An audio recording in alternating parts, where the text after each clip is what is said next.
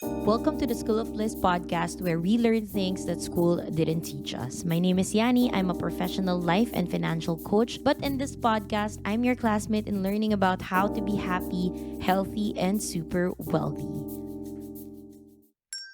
Good morning, classmates, and welcome back to class. I've been MIA for the past, I think, a week. Feeling ko nga ang tagal ko nang hindi nagre-record eh. Pero sa totoo, it's just that I'm recording every day. Kaya it felt like a long month already na hindi ako nakapag-release ng content. But I am back! Woohoo! And I haven't posted the video.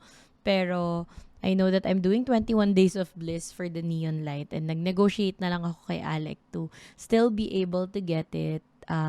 Kahit na hindi ko natuloy every day. And he said, okay, basta daw I still release the next half every day. So, I'm continuing with this. Continuing with 21 Days of Bliss, no, tuloy pa rin po ang hunt for the neon light ni Yani. Anyway, I want to also thank everyone who have been messaging me, especially on Instagram, and acknowledging the contents that I create. Sa School of Bliss na Instagram also, we're receiving love. Maraming salamat po. Because of you guys, I feel at home in doing this, and I feel safe also sharing my thoughts because I know that my followers and even new followers who have recently discovered the podcast are expressing their love, especially for the topics that I've been creating. Ang dami ring nag-reply. Nag-post ako kahapon ng possible topics pa. And ang dami nag-reply. I actually listed it down to the topics that I will be creating moving forward. Anyway, today's topic is all about something that I wish I knew when I was a bit younger. And at the same time, because of this specific concept, I was able to attract the right people in my space right now. So that's in my romantic relationship, in my team, in my workplace, and that's why I really want to share this with you. And if you're my friend, you're my follower, or you have been you're following me, or you have been around me, you know that I talk about this a lot because it's really what I believe in. And this is the concept, the law of attraction of you attract who you are. So, you attract who you are is basically the law of attraction, which means that you attract the similar energy, you attract the same energy that you give out to the universe. So, let's say you're a very excited person, di you attract opportunities excitingly. If you, ewan ko kung napapansin ninyo to, pero yung tipong when you are sad, misery loves company, and then you realize that yung mga kasama mo, sad girls din, no? Sad people din. When you are highly stressed, you attract more stressful things or things to be stressed about. No, parang pag alam mo yun sa umaga na inis ka sa isang bagay na parang I hate this day. Tapos tuloy-tuloy na kamalasan yung nangyari sa'yo for the day. That's exactly you attracting the same kind of energy that you give out. No, and I wish more people know this, because when you understand that you attract the same energy, then you would be intentional in giving out good, positive, happy, optimistic energy to the universe, diba? And however, if you don't know this, no, the trick lang is that you will keep just letting life happen to you and letting your energy be on the reactive mode, instead of, okay, this is happening, how can I shift, how can I feel good about this problem, how can I feel good about what's going on in my life, so that I can attract, I can continuously attract good positive things, and vibrate an optimistic and positive energy. And why did I say that I wish more people knew about this is because ako personally, every day I talk to a lot of people. I'm in the sales business and I talk to a lot of people, a lot of messages also on my Facebook page. I receive so much coaching questions and all. And I realized that am, I have the choice to be reactive and be pissed about what's happening, and naririnig ko lahat ng tao nagrereklamo, and I can choose to be just like them. But whenever I'm put in scenarios like this, that's when I am very much more intentional in releasing positivity towards the situation. This is not false positivity ba yun yung tawag doon? Pero it's more of, okay, noticing and being aware that, yeah, sure, this is happening in my life. And I want to be better so that I attract something better. And I also believe that when you're surrounded by people, alam mo yung sinasabi, yung very cliche na, tell me who your friends are and I'll tell you who you are. I actually really agree with this. Meaning, the people you surround yourself with reflects who you are, what your values are, and your reality. No, it may hurt others to listen or to hear this statement kasi sabihin nila, hindi, nagkataon lang, tambay lang yung mga friends ko, pero ako, hindi ako tambay. Actually, that's not true, no? I was in my quarter life crisis. When I was in my quarter life crisis, what I realized is I was also surrounded by people who are going through their quarter life, who are lost with their career, who didn't know what they're doing. And that's the exact reason why I was in the same space. No? So, that's why change your space if necessary. Change your space if necessary, which means if you feel your space right now is not helping you or is just pulling you down or is too negative, then change your surroundings at the same change your friends, and at the same time change how you view things, kasi the reason why you attract them is because you're also like that. Hindi ko alam kung broken hearted na kayo, pero nung broken hearted ako, for some reason the people I would meet in parties, in party, kala mo party, parang common friends, ganyan, or online, the posts that I will see are all about being broken-hearted. Tapos yung mga bago kong tao sa buhay ko, at that time, are heartbroken as well. And what I realized is because yun yung similarity namin, yun yung energy na pinuput out ko na I'm broken-hearted, I'm sad, I'm unhappy, I'm hurt. Then I attract people who are also hurt, unhappy, sad, brokenhearted, etc. So it's not coincidence that you're surrounded by the same people who has the same vibe. No, kaya nga sabi may vibe check. But sometimes before we even change our space, we gotta check in with ourselves first. Check in with ourselves meaning, no, ako ba, sad girl ba ako? Kaya ba na-attract ko mga sad girl? Ako ba, hindi ako magaling mag-manage ng pera ko, kaya yung mga na-attract ko, hindi rin magaling mag-manage ng pera ko. It's really checking in what's happening inside you, because at the end of the day, you attract who you are. Which means, pareho lang talaga ng values mo, ng maybe state of being mo at that current time, or that time in your life, that phase in your life, yung na-attract mo na tao. Kaya ako, I'm happy, no, when I shifted my mood to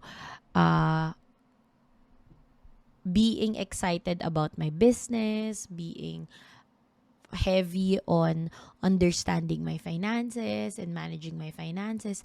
That's the same types of clients and teammates that I attract. No, so my invitation for you is for you to focus on positivity, on abundance, on money, because where energy goes, energy flows. I'll repeat that. Where energy goes, energy flows. If you believe that you are deserving of healthy and positive relationships in your life, then that's what you will attract.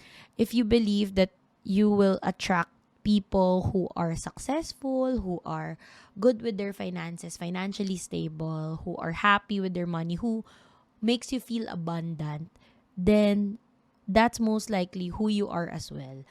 However, if you have a limiting belief that you are not worthy of the success, the money, the fame, the abundance that you might have, you may attract the same type of people who are doubting, who are not that self-aware, who are not that accepting of success. So again, check in with yourself. And this is where self-awareness really comes in, because you first have, like I said earlier, you first have to understand who you are, what your values are, to attract better people in your life. So, check in ka, okay, teka, which area of my life am I good at that I want to attract people? This is why, no, yung kung faithful ka, yung mga taong nakapaligid sa'yo, faithful din, you attract who you are. Especially in romantic relationship. Oh my gosh, I wanna put a flashlight on this kasi uh, di ko alam kung na-experience nyo na to, pero nung time na I wasn't ready to commit yet, I know in my heart that I wasn't ready to commit yet, I would always attract guys who are not yet ready to commit. When I was not stable with my job, I would attract guys who are not stable with their job, who are unsure of what they're doing, who have self-doubts with what they're doing, who are still finding what they are truly passionate about in life. And gayon din sa inyo, no? I think I created a video around this, that if you're single, you work on you so that you can attract the same person who you are, who you have become. So, let's say, no, single ka ngayon and you're watching this, you're listening to this, and sabi mo, bakit ganun? Coach, bakit ako yung mga na-attract ko, puro bad boys? Check in ka sa sarili mo. Baka naman kasi you're doing things that will prove that you are bad. Or you're doing things that you're not aware of, but are actually putting out bad energy. I am bad. This is not to limit you that you are bad, ha, pero baka lang yung negative affirmation mo sa sarili mo is I am bad, and that's why you attract maybe probably bad boys, you know. And naalala ko lang when I was kind of lost also in terms of my spirituality, I also attracted a guy na hindi spiritually inclined. And I remember kasi nasa listahan ko talaga yan ng non-negotiables before. Hindi, hanggang ngayon may non-negotiables ako. So, si Alec passed it except for the age. But I remember before I have a list of non-negotiables, and one of which is to meet a guy who would bring me closer to God. And at that time, I was so lost with my spirituality. Hindi ganun na-strengthen yung spirituality ko. Hindi ako masyadong connected to God. I was so busy with my life that I forgot to connect to my higher being. And so, I also attracted that kind of guy. Tapos sinabi ko, Lord, baka naman pwedeng matutunan naming dalawa to. Ganyan pa. Nakikipag-negotiate pa ako sa non-negotiables ko nga, no. And then, when I had this awareness that maybe this is what's lacking in me, that's why this is the kind of guy that I'm attracting, then I automatically worked on it. Yun yung maganda pag may self-awareness ka. Alam mong you lack about something, then you start to work on it, then you attract that kind of person. And the moment I shifted to understanding relationships, to understanding my money, to understanding to being clear with what I really want, that's when I attracted Alec. That's when I attracted Alec, my boyfriend. For some of you don't know yet. Alec. Because I fixed myself and I felt whole, complete, and might be a work in progress, still not perfect, but I know that I'm whole, complete, and all the things that I want to attract from a guy are the things and values that I have already within me. So it was easier for me to really manifest, no? Uh, to really manifest Alec. And this also goes with um, things that you want, in manifesting things that you want. Let's say, for example, you want a car. Ako personally, matagal ko nang gusto magkaroon ng kotse. But what I realized is, hindi binibigay sa akin yung kotse kasi hindi naman talaga ako marunong mag-drive. 'Di ba? So, malamang wala akong ma-attract na kotse in my life. And so, I started, when we started dating ni Alec, he taught me how to drive again. He asked me to drive his car, ganyan. Tapos, eventually, when I was capable and confident of driving, that's when I got my car loan approved. That's when everything else went smoothly in terms of approval, in terms of release, etc., etc. And so that's where self-awareness comes in eh. Kaya sabi ko na gusto ko, then once I declared that I wanted a car, I also checked in, teka, am I a person who is capable of taking care of the car? Kasi hindi yan ibibigay sa akin if I'm not that yet. So yeah, I studied driving. It's like that. And it's a universal law, which means a universal law, man-made law is something that pwede nating hindi sundin. For example, stoplight. Pag walang nakatingin, walang police, pwede kang dumiretso kahit stop. That's just a man-made law. And pwede mo siyang hindi paniwalaan. Pero ginawa lang siya ng mga tao, no? Universal law, on the other hand, is a law that whether you believe it or not, whether you do it or not, it's real. And attracting who you are is you attract who you are is a universal law, na law of attraction, no? And so I wanna maybe close this by reminding you that you are in control of what you attract. It means if you change your reality, your thoughts, your beliefs, your energy, then that's what you will attract as well, and that's what you will get in your life. So it's maybe a wake up, hopefully this episode is a wake up call for you to maybe check in with yourself and see what who you are, check in with your values, check in with your current state, so that you attract the right people in your space, so that you attract the right opportunity, so that you attract the right things in your life. And it's exciting, that knowing that you are in control of what you attract by changing what's inside of you. And yeah, I usually have learning sessions on manifestations, and I talk about this a lot. You can maybe check that out on probably baka gumawa din ako ng episode on manifestation. But you can check that out on my Facebook page. I usually post, kahit sinishare ko din siya dun sa virtual classroom natin if I have learning sessions. But also wanna close this by saying that if you want to change your space, and if you're looking for a new space to grow, where growth, happiness, abundance, bliss are top priority, you might want to join my team, my sales agency. This is what we practice, this is what we have, and I want to attract the people, putting it out here, want to attract the people who are like me, who are in the space of embracing growth every day, who are in the space of receiving abundance openly with wide arms, and being blissful all the time, blissful all the time, no matter what. And if you're that, you can message me on my Facebook page or my Instagram and reach out to me. I'll be so happy to mentor you in attracting the life that you deserve, in attracting the life that you want for yourself. And so I hope you learned a thing or two here in this episode. And again, if you like this episode, you can tag me on my Instagram at the School of Bliss, and at Coach Yani Moya. If you like this episode, you can help the podcast raise in the charts by rating this and giving us a follow, rating this a 5 star and giving us a follow. I would really, really, really appreciate it.